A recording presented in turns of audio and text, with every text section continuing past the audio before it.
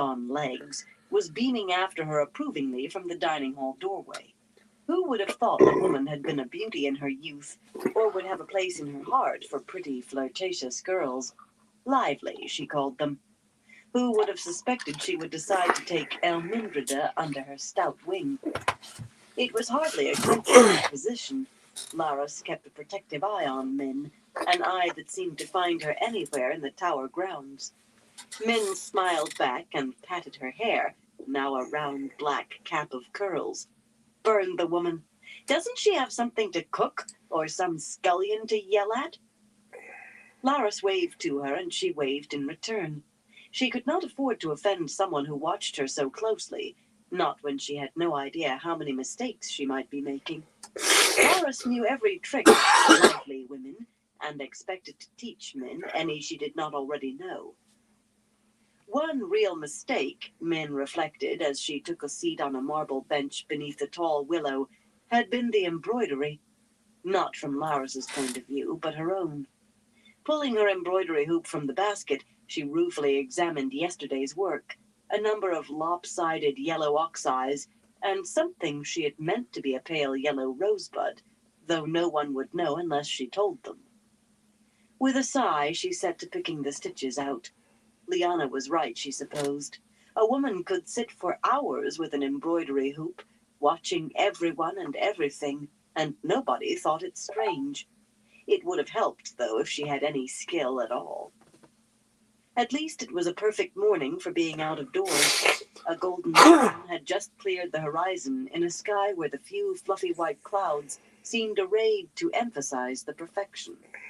A light breeze caught the scent of roses and ruffled tall calma bushes with their big red or white blossoms. Soon enough, the gravel-covered paths near the tree would be full of people on one errand or another, everyone from Aes Sedai to stablemen. A perfect morning, and a perfect place from which to watch unobserved. Perhaps today she would have a useful viewing. Elmindrida? Min jumped and stuck her pricked finger in her mouth. Twisting round on the bench, she prepared to assail Gawain for sneaking up on her, but the words froze in her throat. Galad was with him. Taller than Gawain, with long legs, he moved with a dancer's grace and a lean, sinewy strength. His hands were long, too, elegant yet strong, and his face. He was, quite simply, the most beautiful man she had ever seen. "Stop sucking your finger," Gawain said with a grin. "We know you are a pretty little girl. You do not need to prove it to us." Blushing, she hastily pulled her hand down and barely restrained herself from a furious glare that would not have been at all in keeping with Elmindrida. He had needed no threats or commands from the Amyrlin to keep her secret, only her asking, but he did take any opportunity to tease that presented itself. "It is not right to mock, Gawain," Galad said. "He did not mean to offend Mistress Elmindrida. Your pardon, but can it be we have met before? When you frowned at Gawain so fiercely just then, I almost thought I knew you." Min dropped her eyes demurely. "Oh, I could never forget meeting you, Lord Galad," she said in her best foolish girl voice. The simpering tone and anger at her own slip sent a tide of heat to her hairline, improving her disguise. She did not look anything like herself, and the dress and the hair were only a part of it. Liana had acquired creams and powders and an incredible assortment of mysterious scented things in the city, and drilled her until she could have used them in her sleep. She had cheekbones now, and more color in her lips than nature had put there. A dark cream lining her eyelids and a fine powder that emphasized her lashes made her eyes seem larger. Not at all like herself. Some of the novices had told her admiringly how beautiful she was, and even a few Aes Sedai had called her a very pretty child. She hated it. The dress was quite pretty, she admitted, but she hated the rest of it. Yet there was no point in donning a disguise if she did not keep it up. "I am sure you would remember," Gawain said dryly. I did not mean to interrupt you at your embroidery. Swallows, are they? Yellow swallows? Min thrust the hoop back into the basket. But I wanted to ask you to comment on this. He pushed a small leather-bound book, old and tattered, into her hand, and suddenly his voice was serious. Tell my brother this is nonsense. Perhaps he will listen to you. She examined the book. The Way of the Light, by Mantalar. Opening it, she read at random. Therefore, abjure all pleasure, for goodness is a pure Hey, Ozark, how you doing, a bro? perfect crystalline ideal, which is obscured by base emotion. Pamper not the flesh. Flesh is weak, Hope but you're doing spirit good is there, strong. Ozark. Flesh is useless where spirit is strong. Right thought is drowned in sensation, Definitely and right appreciate you action stopping by, hindered by bro. passions. Take all joy from rightness, and rightness only. It seemed to be dry nonsense. Min smiled at Gawain and even managed a titter. So many words. I fear I know that About one the same, cooks, just my chilling. Lord Gawain. I always mean to read one. I do, she sighed. But there is so little time. Why, just fixing my hair properly takes hours. You just got to bed? Do Oh, you yeah. think it is pretty? The Hopefully you have a outraged good sleep and a startlement good on his night, face nearly Ozark. made her laugh, but she I'll bet changed you it make to a it that giggle. way. It was a pleasure to turn the tables on him for a change. I still She would got have to see if she could do it more often. all There kinds of were laundry I gotta possibilities fold in this too. disguise she had not Eventually, sometime considered. tonight. This stay in the tower Or had turned out to be all might just put it boredom in a and pile and irritation. end up She doing it deserved tomorrow. some amusement. One of the two. Lothair Mantalar, Gawain said in a tight voice, founded the White Cloaks. The White Cloaks! He was a great man, Galad said firmly. A philosopher of noble ideals. If the children of the light have sometimes been excessive since his day, it does not change that. Oh, my. That's a nasty hit there. White Cloaks, That's a Min cash said bowl. breathlessly, and added a little shudder. They are such rough men, I hear. I cannot imagine a White Cloak dancing. Do you think there is any chance of a dance here? Aes Sedai do not seem to care for dancing either, and I do so love to dance. The frustration in Gawain's eyes was delightful. I do not think so, Galad said, taking the book from her. Aes Sedai are too busy with their own affairs. If I hear of a suitable dance in the city, I will escort you if you wish it. You need have no fear of being annoyed by those two.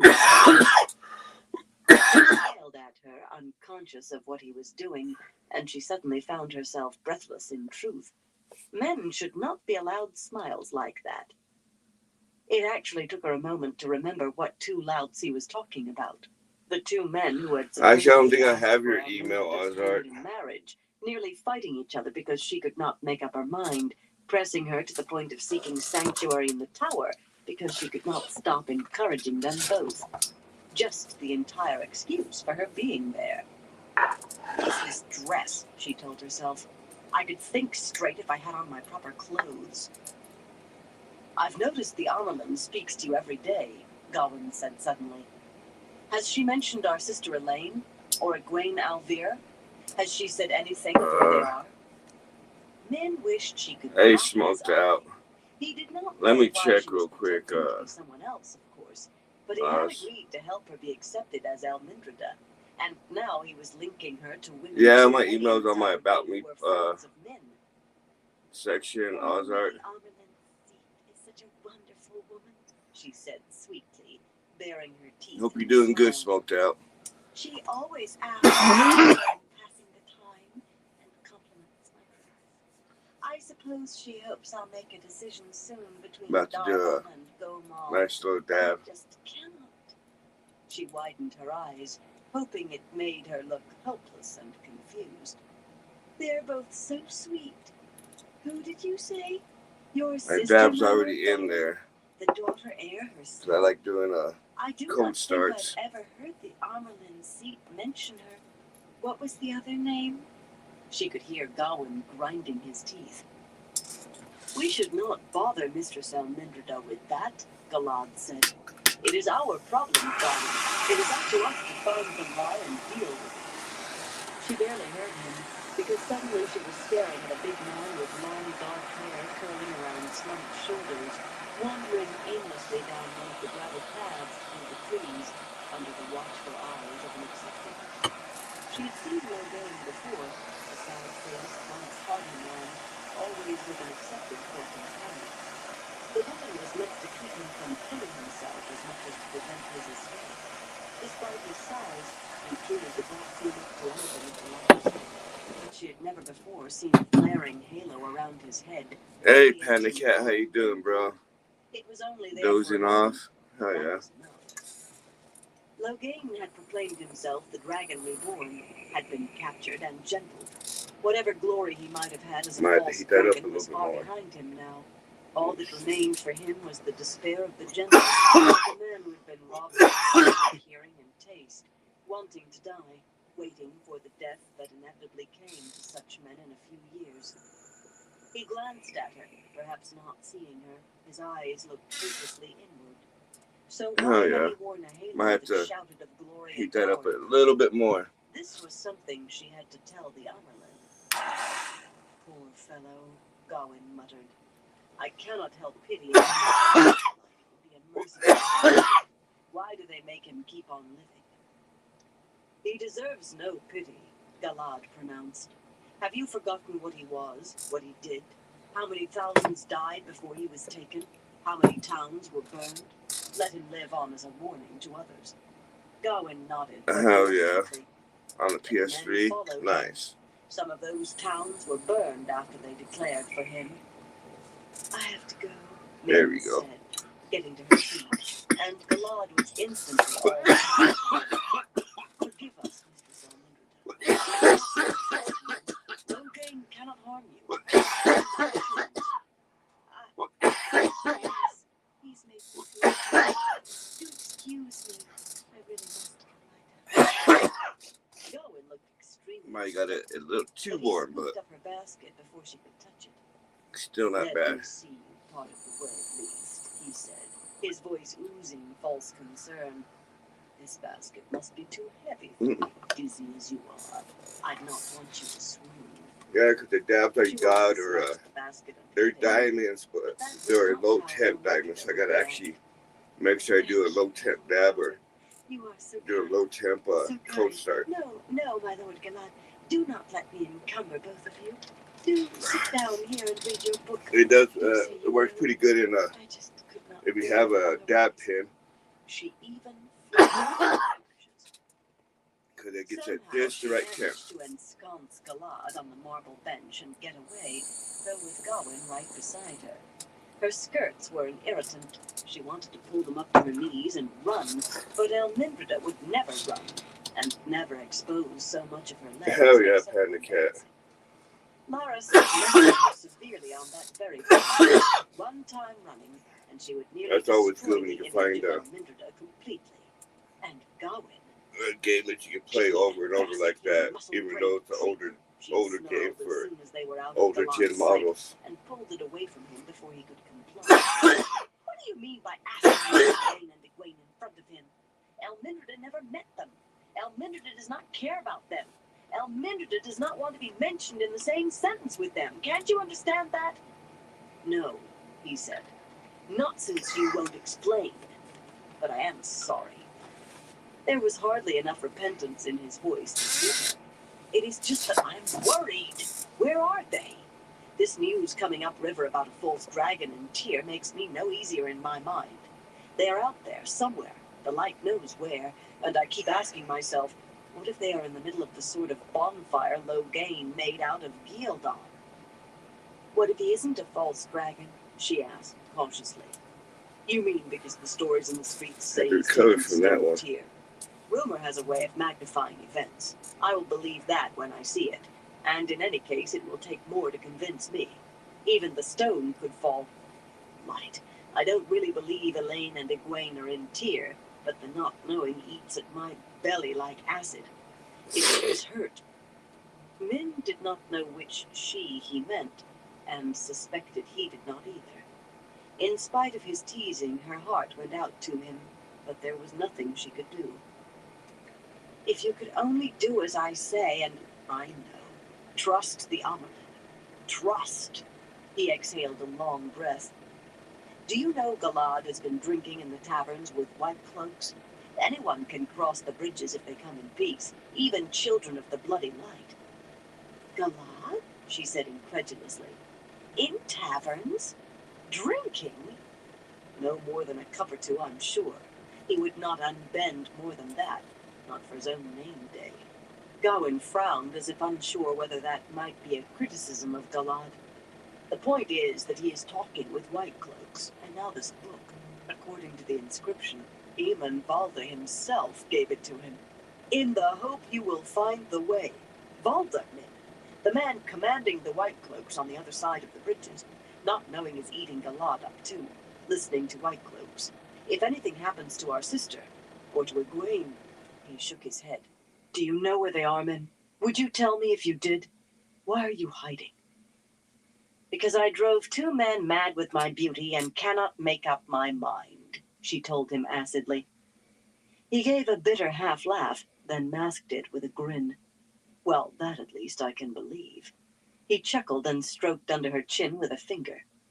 You are a very pretty girl, Elmindrida. A pretty, clever little girl.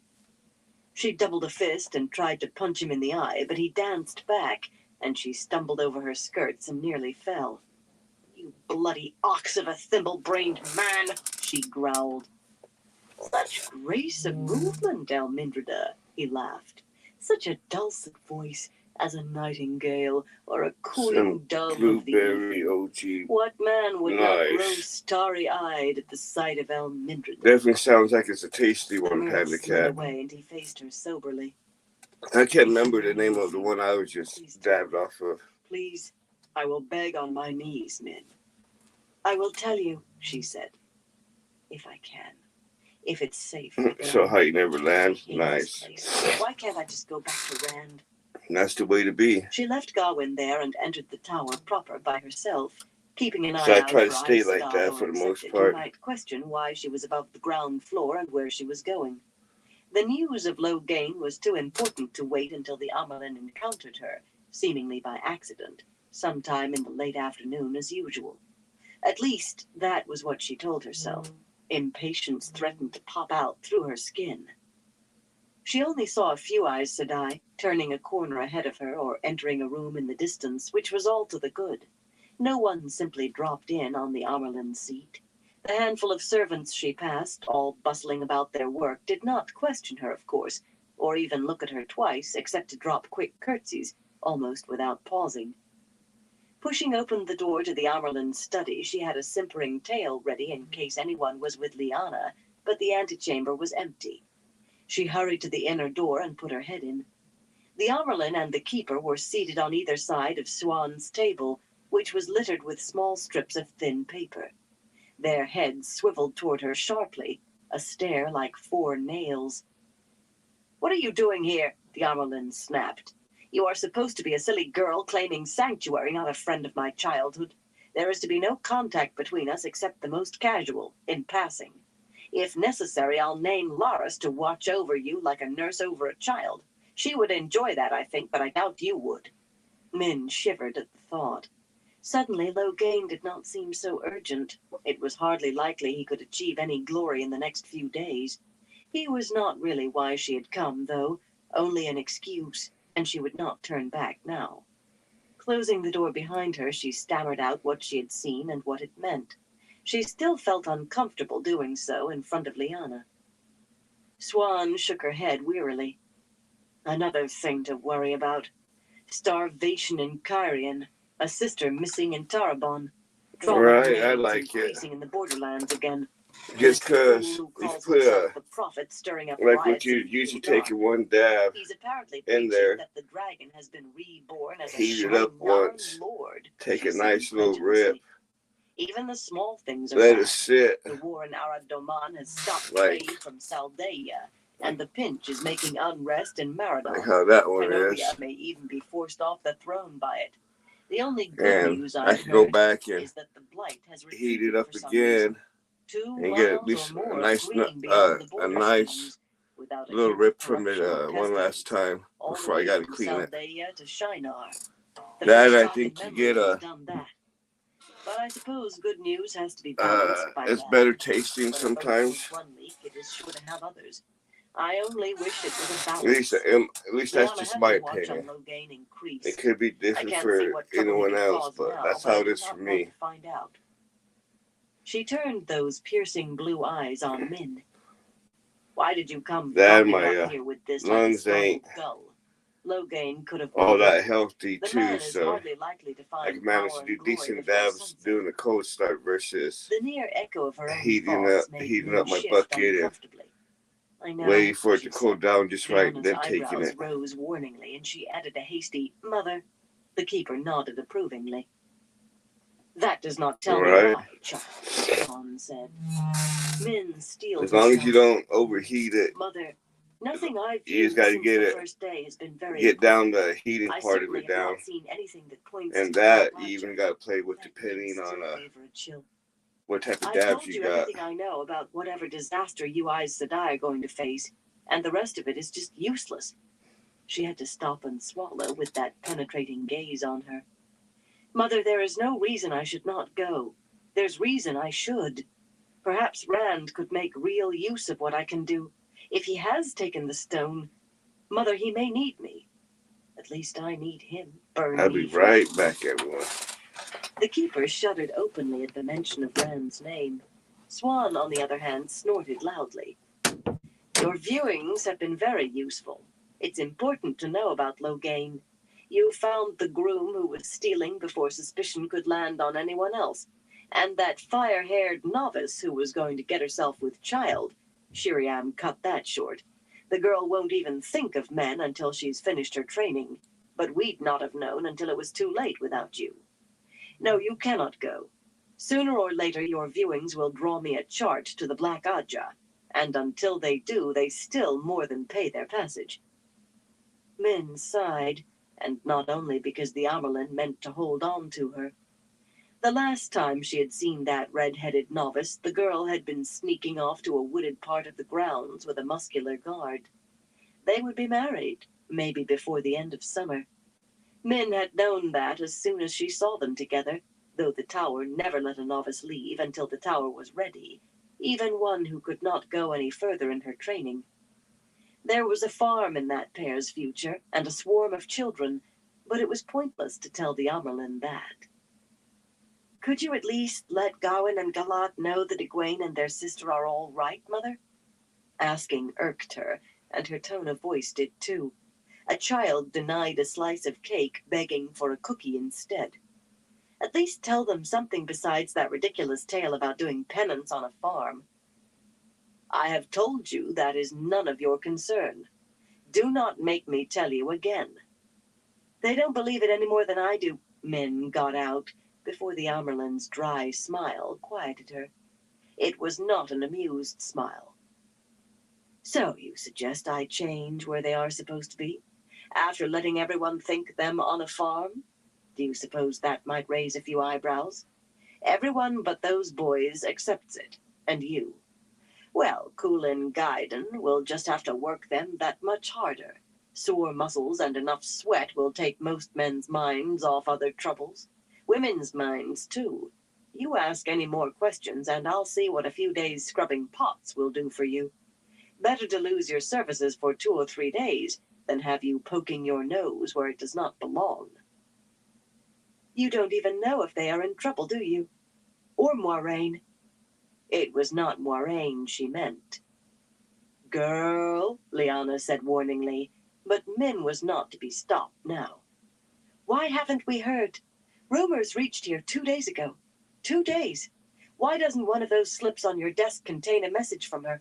Doesn't she have pigeons? I thought you Aes Sedai had people with messenger pigeons everywhere. If there isn't one in Tyr, there should be. A man on horseback could have reached Tar Valon before now. Why? The flat crack of Swan's palm on the table cut her off. You obey remarkably well, she said wryly. Child, until we hear something to the contrary, assume the young man is well. Pray that he is. Liana shivered again. There's a saying in the Mauler, child, the Amelin went on. Do not trouble trouble till trouble comes you. Mark it well, child. There was a timid knock at the door. The Amerlin and the keeper exchanged glances. Then 2 sets of eyes shifted to Min. Her presence was a problem. There was certainly nowhere to hide. Even the balcony was clearly visible from the room in its entirety. A reason for you to be here, Swan muttered. That doesn't make you any more than the fool girl you're supposed to be. Liana, stand ready at the door. She and the keeper were on their feet together, Swan coming around the table while Liana moved to the door. Take Liana's seat, girl. Move your feet. Child, move your feet. Don't look sulky. Not angry, sulky. Stick your lower lip out and stare at the floor. I may make you wear ribbons in your hair. Huge red bows. That's it. Liana. The Amerlin put her fists on her hips and raised her voice. And if you ever walk in on me unannounced again, child, I will. Liana pulled the door open to reveal a dark novice who flinched at Swan's continuing tirade, then dropped a deep curtsy. Messages for the Amerlin, I swear, the girl squeaked. 2 pigeons arrived at the loft. She was one of those who had told Try to Min do she one was more beautiful, of what I just put and she in tried there. to stare past the keeper with wide eyes. This does not concern you, child, Liana said, taking the tiny cylinders of bone out of the girl's hand. Before the novice finished rising, Liana shut the door and leaned against it with a sigh.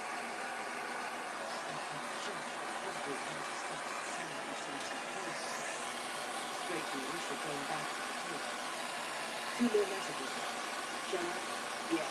Open them, the Amerlin said. No doubt Morgase has decided to invade Cairo after all. Or Psalms settles around the borderlands. It would be a defense with everything else. Min kept her seat. Swan had sounded all too realistic with some of those threats. Liana examined the red wax seal on the end of one of the small cylinders, no larger than her own finger joint, then broke it open with a thumbnail when she was satisfied it had not been tampered with.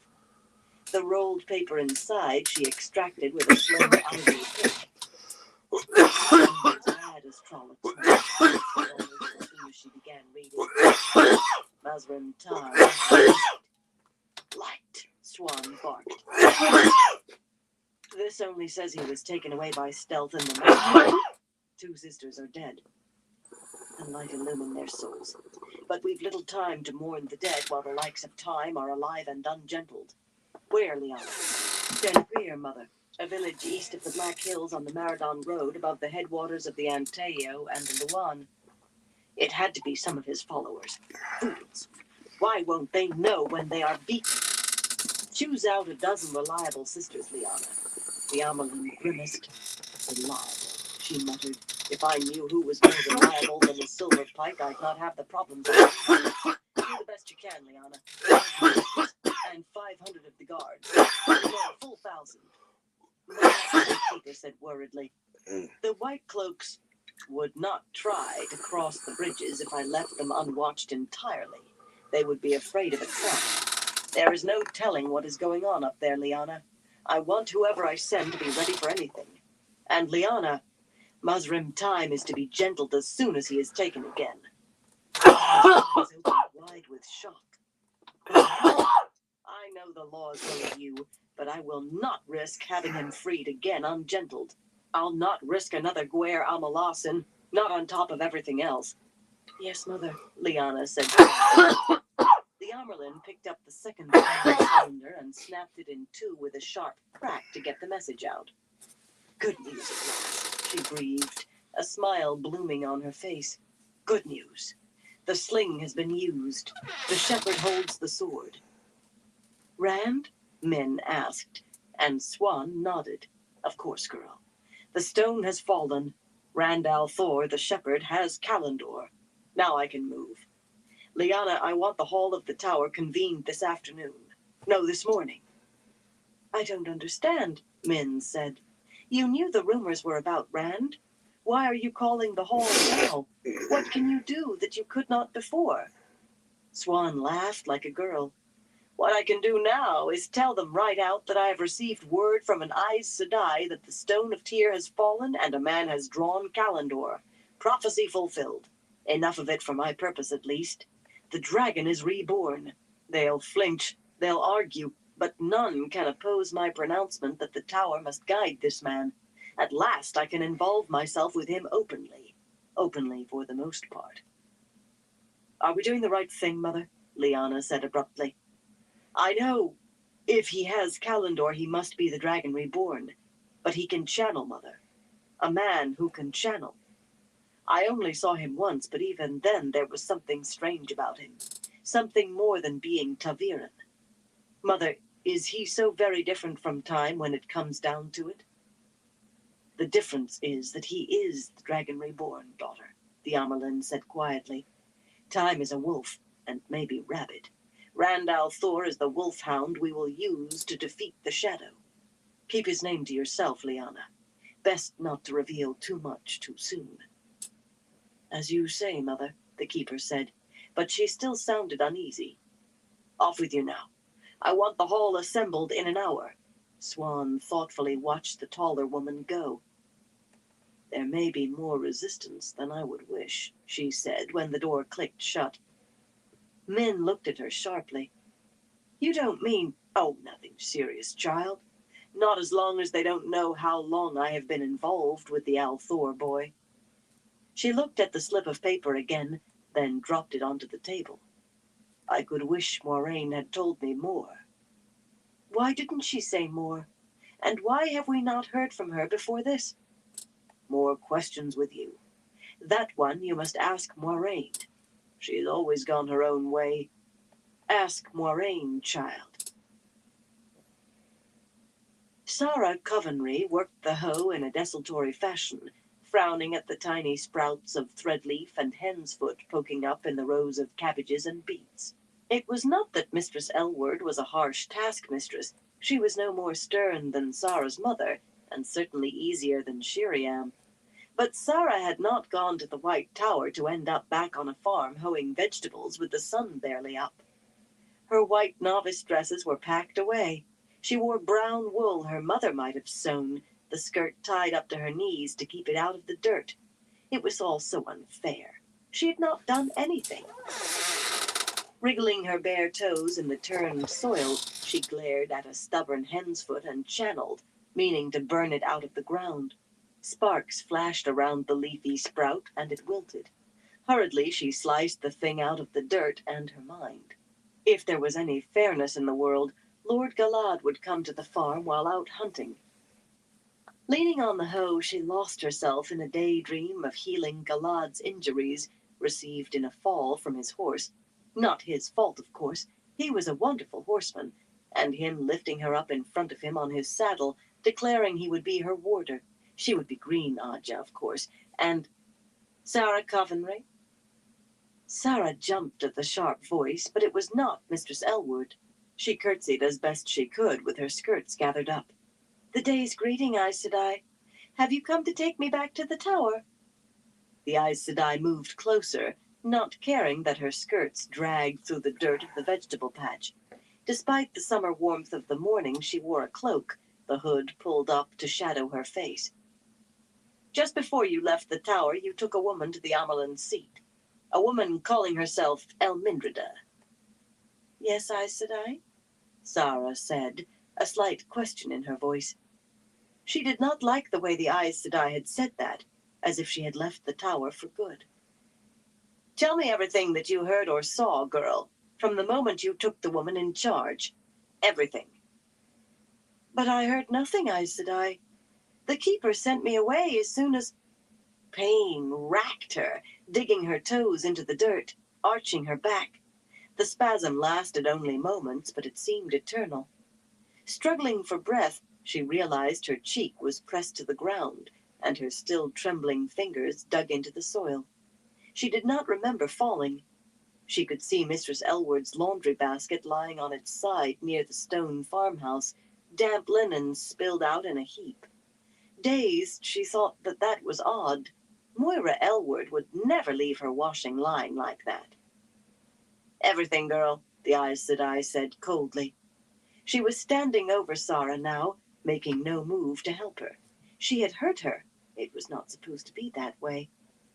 Every person this Almindrida spoke to, every word she said, every nuance and expression. You just take another dab, pat the cat. In Aes Sedai, Sara sobbed into the earth. That is all I know, Aes Sedai. On this one, I could risk another She one. began to weep in earnest. Sure, that was not enough to satisfy this woman. She was right. She did not stop At least from screaming here, you for can a see long it's time, and when the Aes low on Sedai the left, brown there side. was not a sound around the farmhouse except for the chickens, not even breathing. Chapter 18. Into the Ways. Buttoning up his coat, Perrin paused, looking at the axe still secured on the wall as he had left it since drawing it out of the door. He did not like the idea of carrying the weapon again, but he untied the belt from the peg and buckled it around his waist anyway. The hammer he tied to his already stuffed saddlebags. Draping saddlebags and blanket roll over his shoulder, he gathered a filled quiver and his unstrung longbow from the corner.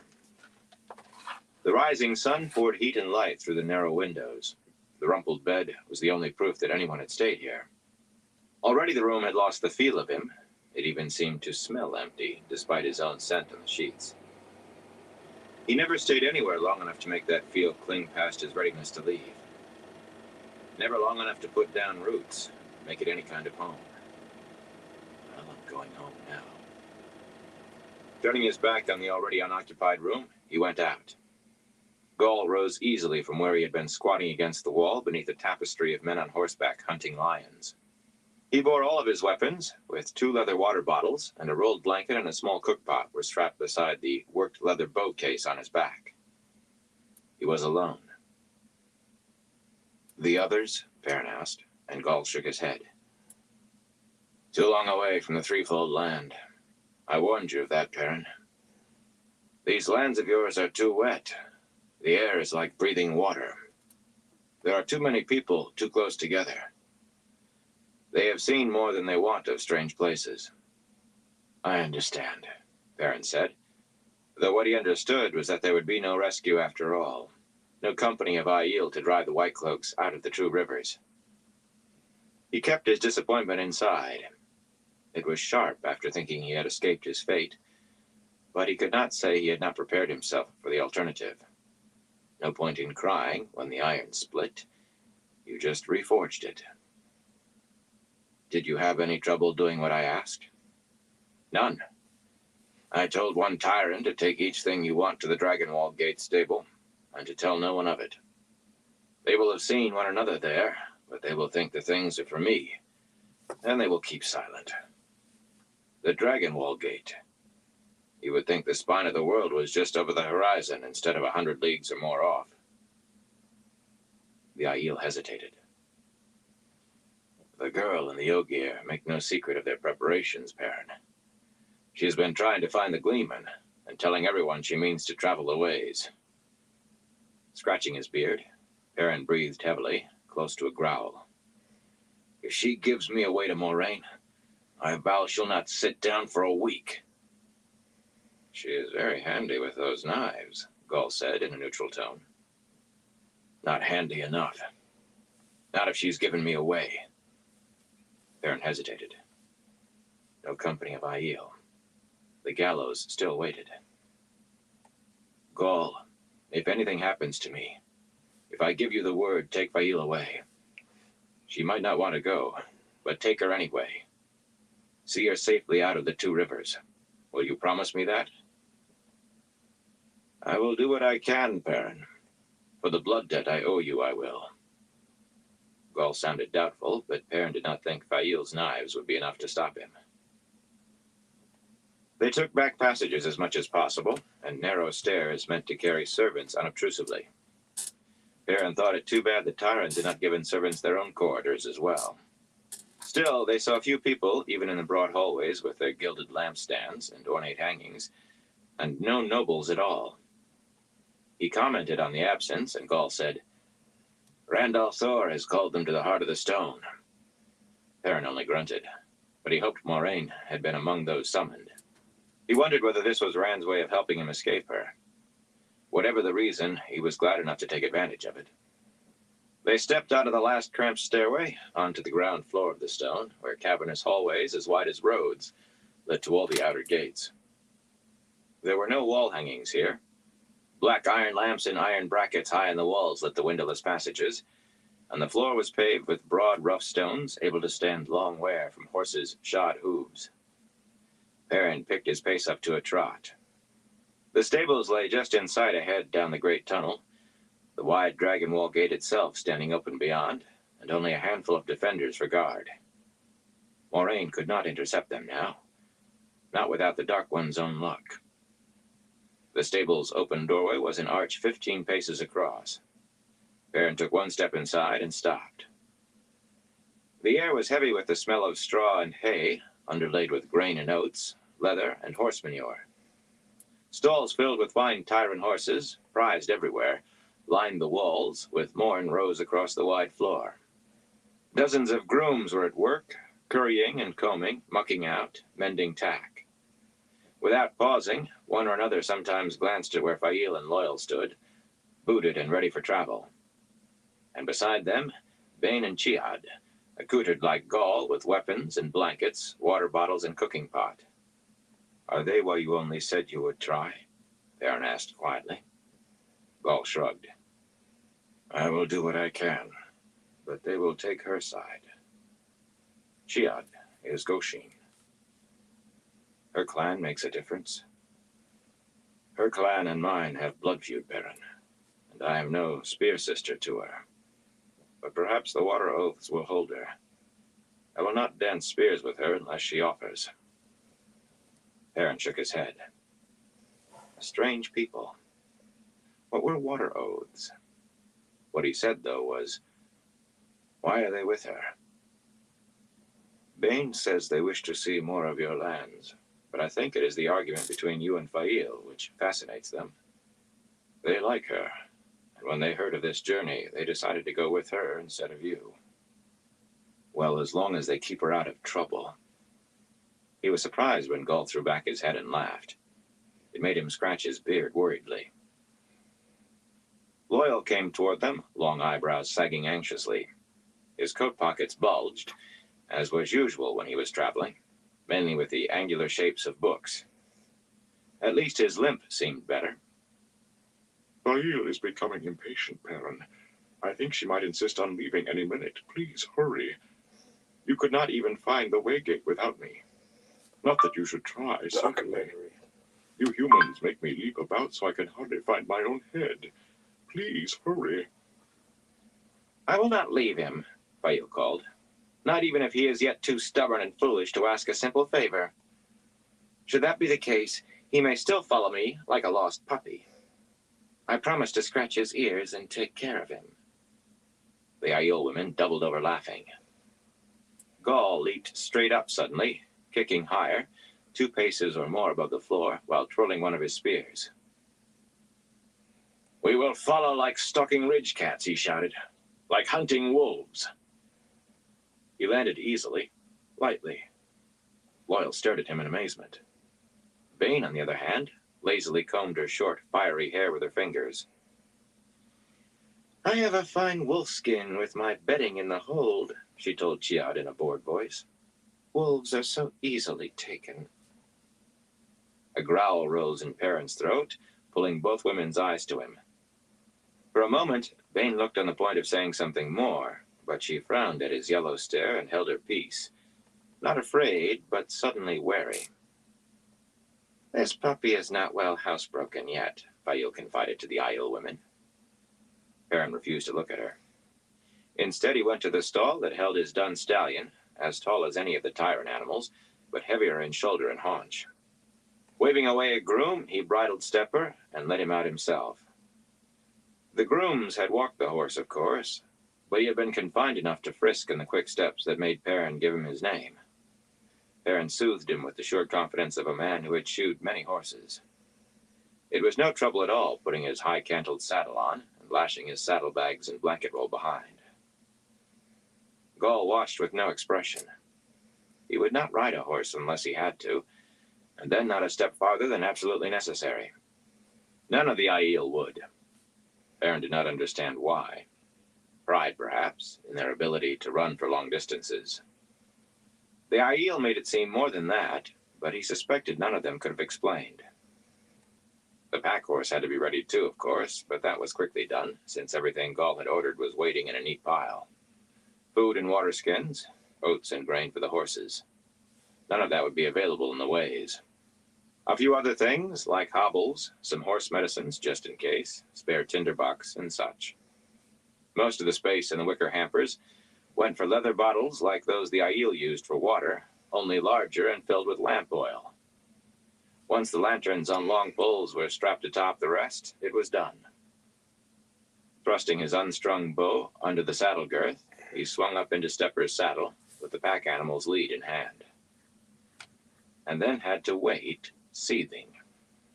Loyal was already mounted on a huge, hairy, fetlocked horse, taller than any other in the stable by hands, yet reduced nearly to pony size by the Ogier's long legs hanging down.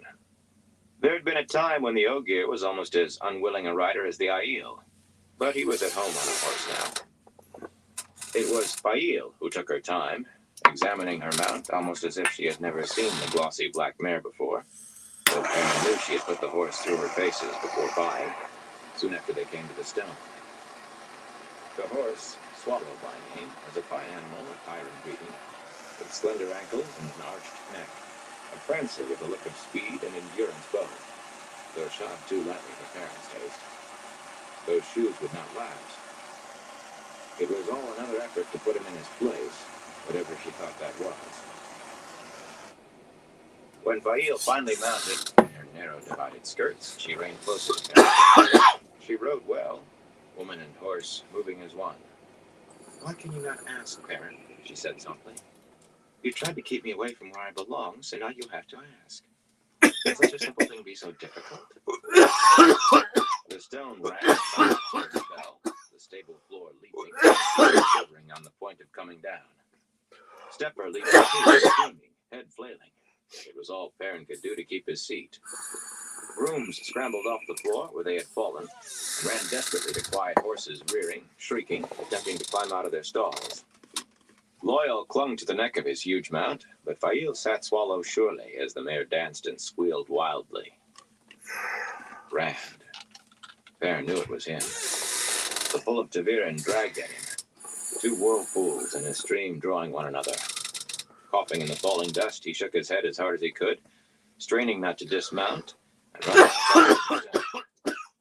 "We're right," he shouted, while tremors still shook the fortress. "We're right now, Loyal.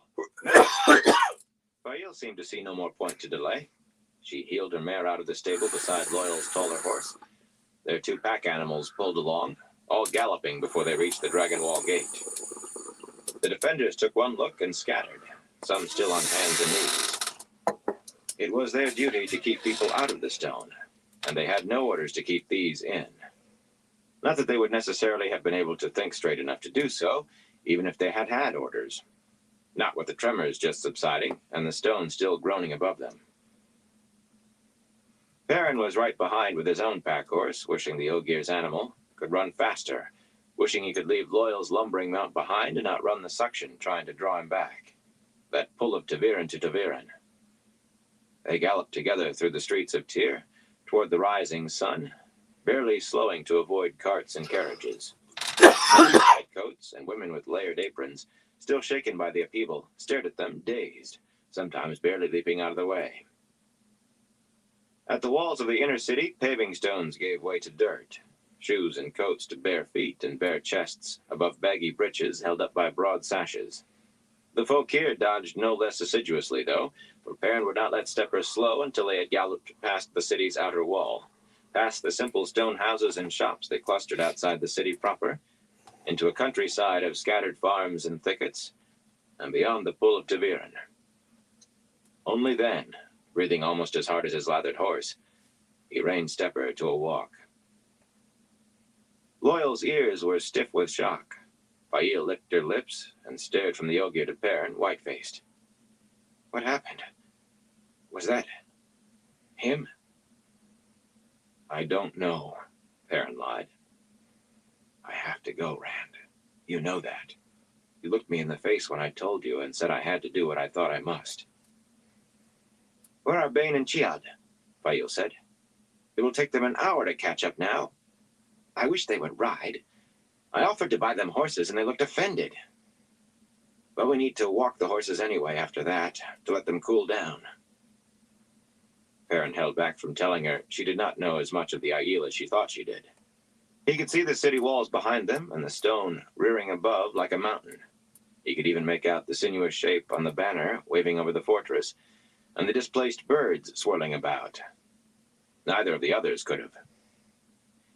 It was no difficulty at all to see three people running toward them in long ground-eating strides, their flowing ease belying the pace. He did not think he could have run that fast, not for long, but the Aiel had to have maintained their speed from the stone to be this close behind. We'll not have to wait that long, he said. Fail frowned back toward the city. Is that them? Are you certain? Abruptly, the frown shifted to him for a moment, daring him to answer. Asking him had been too much like admitting he was part of her party, of course.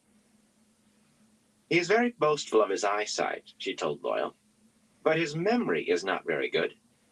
At times, I think he would forget to light a candle at night if I did not remind him. I expect he's seen some poor family running from what they think is an earthquake, don't you? Loyal shifted uncomfortably in his saddle, sighing heavily, and muttered something about humans that Perrin doubted was complimentary. Fail did not notice, of course. Not too many minutes later, Fail stared at Perrin as the three Aiel drew close enough for her to make out, but she said nothing. In this mood, she was not about to admit he had been right about anything. Not if he said the sky was blue. The Aiel were not even breathing hard when they slowed to a halt beside the horses. It is too bad it was not a longer run. Bane shared a smile with Chiad and gave Gaul a sly look. Else we could have run this stone dog into the ground, Chiad said, as if finishing the other woman's sentence. That is why stone dogs take their vows not to retreat. Stone bones and stone heads make them too heavy to run. Gaul took no offense, though Perrin noticed he stood where he could keep an eye on Chiad. Do you know why maidens are so often used as scouts, Perrin? Because they can run so far. And that comes from being afraid some man might want to marry them. A maiden will run 100 miles to avoid that.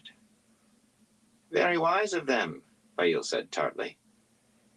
Do you need to rest? She asked the Aiel woman, and looked surprised when they denied it. She turned to Loyal anyway. Are you ready to go on? Good. Find me this waygate, Loyal. We have stayed here too long. If you let a stray puppy stay close to you, it begins to think you will take care of it, and that will never do. Fail, Loyal protested. Are you not carrying this too far?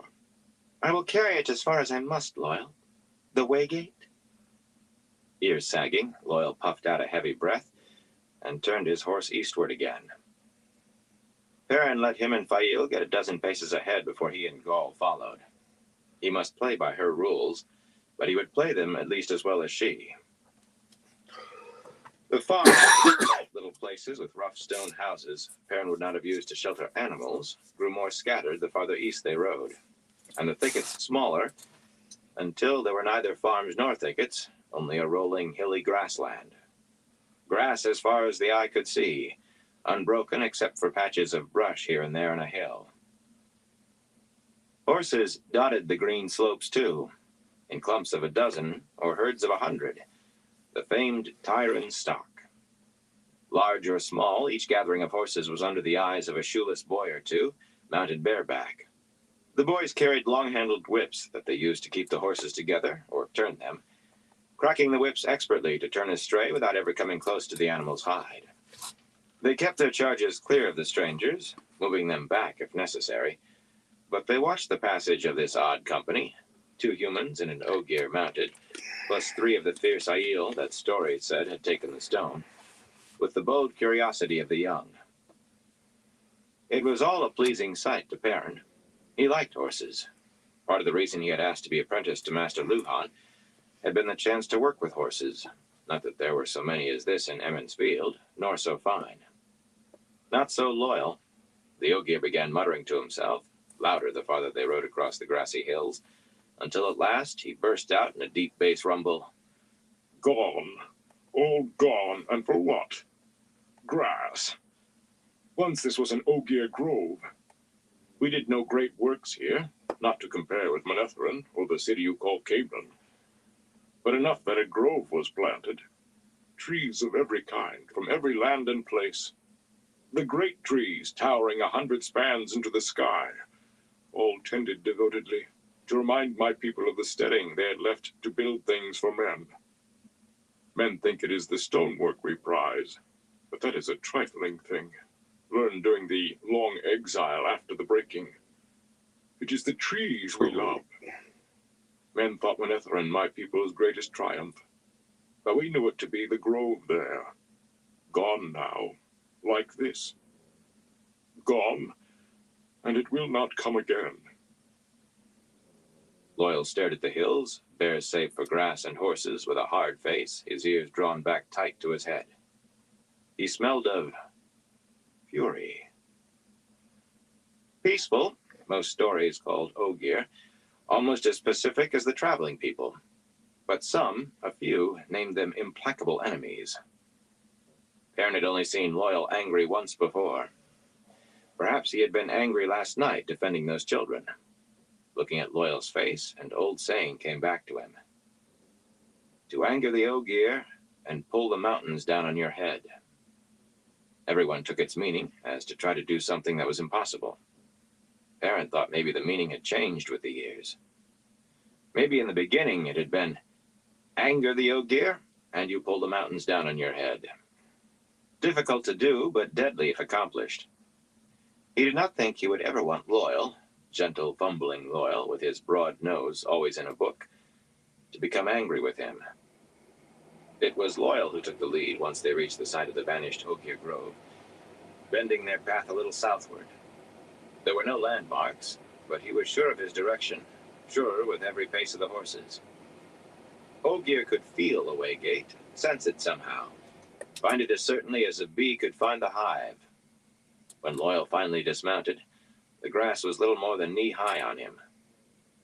There was only a thick clump of brush to be seen, taller than most, leafy shrubs as tall as the Ogier. He ripped it all away, almost regretfully, stacking it to one side. Perhaps the boys with the horses can use it for firewood when it dries. And there was the waygate.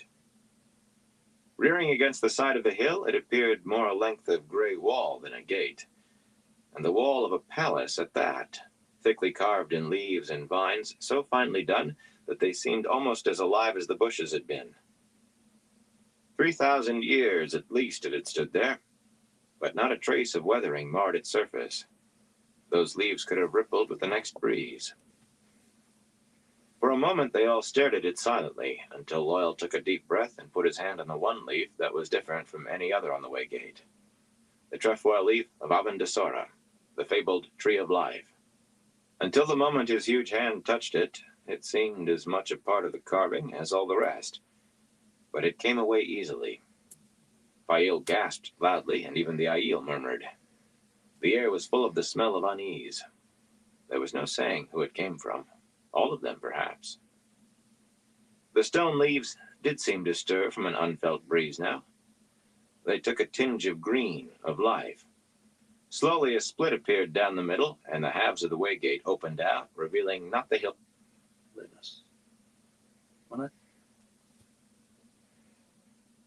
Hit the wrong button. The hill behind, There we go. but a dull shimmering that Sorry faintly about reflected that, their everyone. images. Once, it is said, Loyal murmured. the waygates shone like mirrors, and those who walked the ways walked through the sun and the sky. Gone now, like this grove. Hastily pulling one of the filled pole lanterns from his pack horse, Perrin got it alight. It is too hot out here, he said. A little shade would be good. He booted Stepper toward the waygate. He thought he heard Fael gasp again. The dun stallion balked, approaching his own dim reflection, but Perrin heeled him onward. Slowly, he remembered. It should be done slowly. The horse's nose touched its image hesitantly, then merged in as though walking into a mirror. Perrin moved closer to himself, touched. Icy cold slid along his skin, enveloping him hair by hair. Time stretched out. The cold vanished like a pricked bubble, and he was in the midst of endless blackness, the light of his pole lantern a crushed pool around him. Stepper and the pack horse whickered nervously. Gaul stepped through calmly and began preparing another lantern. Behind him was what seemed like a sheet of smoked glass. The others were visible out there, Loyal getting back on his horse, Fail gathering her reins, all of them creeping, barely moving. Time was different inside the ways. Fail is upset with you, Gaul said, once he had his lantern alight. It did not add much illumination. The darkness drank in light, swallowed it. She seems to think you have broken some sort of agreement. Bane and Chiad, do not let them get you alone. They mean to teach you a lesson, for Fail's sake. And you will not sit on that animal so easily if they manage what they plan. I agreed to nothing, Gaul. I do what she's forced me to do through trickery. We will have to follow Loyal as she wants soon enough. But I mean to take the lead for as long as I can. He pointed to a thick white line under Stepper's hooves. Broken and heavily pitted, it led off ahead, vanishing in the blackness only a few feet away. That leads to the first guidepost. We will need to wait there for Loyal to read it and decide which bridge to take. But Fail can follow us that far. Bridge, Gaul murmured thoughtfully. I know that word. There is water in here? No, it isn't exactly that kind of bridge. They look the same, sort of, but maybe Loyal can explain it. The Aielman scratched his head. Do you know what you are doing, Perrin? No, Perrin admitted. But there's no reason for Fail to know that. Gaul laughed. It is fun to be so young, is it not, Perrin? Frowning, uncertain whether the man was laughing at him, Perrin heeled Stepper on, drawing the pack horse behind. The lantern light would not be visible at all in here, 20 or 30 paces from its edge. He wanted to be completely out of sight before Fail came through. Let her think he had decided to go on without her. If she worried for a few minutes, until she found him at the guidepost, it was the least she deserved. Chapter 19. The Wave Dancer. With the golden sun barely over the horizon, the shiny black lacquered carriage rocked to a halt at the foot of the wharf behind a team of 4 matched grays, and the lanky dark-haired driver in his black and gold striped coat leaped down to open the door. No sigil adorned the door panel, of course. Tyran nobles gave aid to Aes Sedai only under duress, no matter how effusive the smiles, and none wanted their names or houses linked to the tower. Elaine got down gratefully without waiting for Nynaeve, straightening her blue linen summer traveling cloak. The streets of the Mala were rutted by carts and wagons, and the carriage's leather springs had not been very good. A breeze slanting across the Aranon actually seemed cool after the heat of the stone. She had intended to show no effects of the rough ride, but once upright she could not help knuckling the small of her back. At least last night's rain still holds the dust down, she thought. She suspected that they had been given. All right, everyone, probably gonna call into this live for right now. Still gotta fold some laundry up and then head to bed. So I want to thank everyone for stopping by and everyone who keeps coming back and chilling with me. Definitely appreciate all y'all's support. Till next time, everyone, stay safe.